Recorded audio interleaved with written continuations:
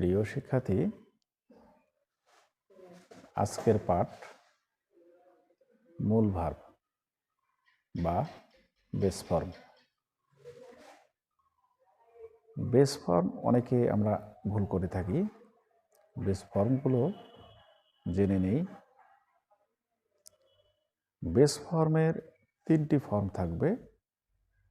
একটি হচ্ছে present form, একটি পাস্ট ফর্ম, আর আরেকটি হচ্ছে পাস্ট পার্টিসিপল ফর্ম। ফর্মগুলো এক নজরে একটু দেখি।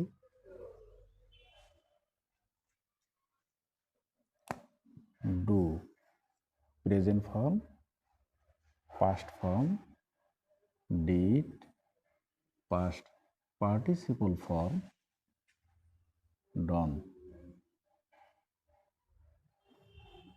Present form, eat past form, ate participle form, eaten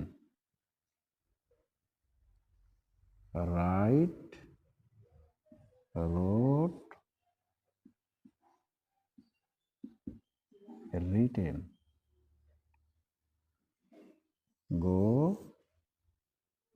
went gone read read know knew known play played played। তো আমরা অর্থগুলো জেনে নেই। ডু অর্থ করা, ইট অর্থ খাওয়া, রাইট অর্থ লেখা, গো অর্থ যাওয়া, রিড অর্থ পড়া, নো অর্থ জানা, প্লে অর্থ খেলা করা। আর একবার আমরা দেখে নিই এবং শুনে নিই। Do, did, done, it, at, eaten,